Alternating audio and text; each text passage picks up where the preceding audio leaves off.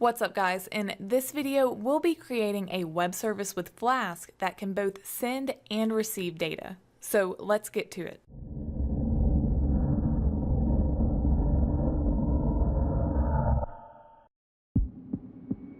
In our last video, we got acquainted with Flask and built our first web service. We'll be building on what we learned there to create a slightly more sophisticated service.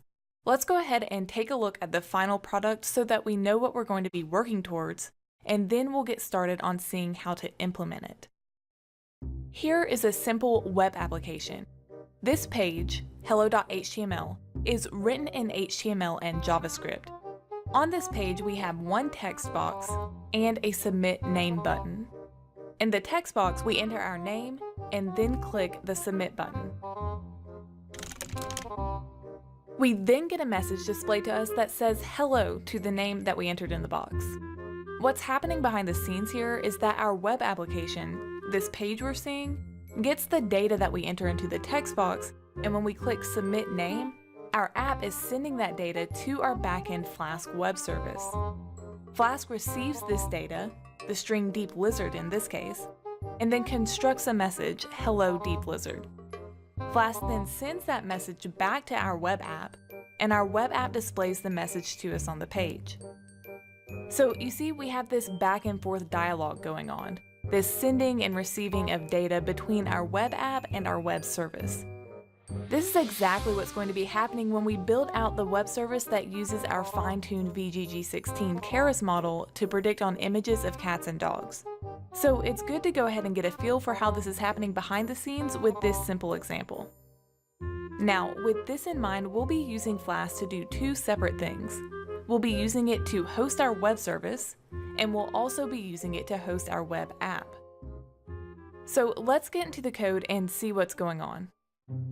Actually, we first need to get our directory structure set up. As mentioned last time, within my home directory, I have a Flask_apps directory. Within Flask apps, we have a static directory.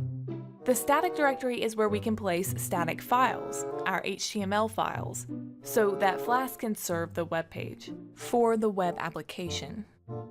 So this is what I meant a couple of moments ago when I said we'll be using Flask to host our web app. We'll come back to this more later though. This Flask apps directory is where we'll place our Python code for the web service. Notice this hello_app.py file. You should create this same file on your side within your Flask apps directory. This is going to hold the code for our Flask web service. Let's open this file up and see what this service is doing. On the surface, the format of this file looks pretty similar to the sample app we built last time. Let's go ahead and start stepping through to see what exactly is happening. Alright, so first we need to import the dependencies defined up top, and we'll see how they're each used in the code below. Then we define the app variable in the same exact way as last time to create an instance of the Flask class. Next, we specify our app decorator, just like before, but this time we're calling our endpoint hello. We're also setting this methods parameter equal to a list that just contains the string post. The methods parameter specifies what kind of HTTP requests are allowed for this endpoint. With a post request, the expectation is that the client application will send data to the web server along with the request. Remember we said that the web app was going to be sending the name that was supplied in the text box to the Flask web service? So the name we entered there would be the data contained in the HTTP post request sent from our web app to our hello endpoint. Next, we define our function that instructs Flask on what to do when a post request is received by this endpoint. First, we define a variable called message. This is the message, i.e. the data that is received from the client. We set message equal to request.getJSON. Request, which we imported up top, gives us the ability to access the data that is sent to this hello endpoint. We then call getJSON on the request, which gives us the message from the client in JSON. JSON, which stands for JavaScript Object Notation, is a standard way to organize data into key value pairs.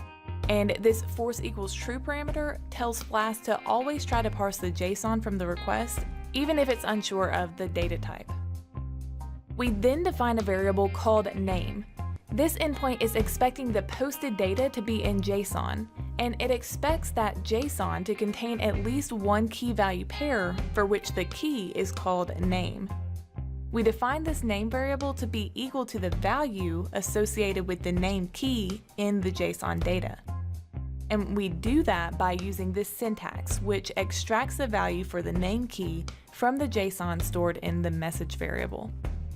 Next, we define a variable called response. This is going to be the response that Flask sends back to the web app. We set response equal to a dictionary that contains the key greeting and the value hello plus the name variable. We then pass the response to this JSONify function that converts our Python dictionary into JSON. And our hello function returns this JSON response to the web application. Alright, sweet, we've walked through how this Flask web service handles post requests from client applications. Let's now make sure that we can start our Flask app by heading over to the terminal. As before, I'm CD'd into my Flask apps directory, and I'm going to run the command export flask_app equals hello_app.py to point to our new web service. And then I'm going to run the command flask run --host equals 0.0.0.0. And look at that, we have indication that our app is up and running. But wait, now what?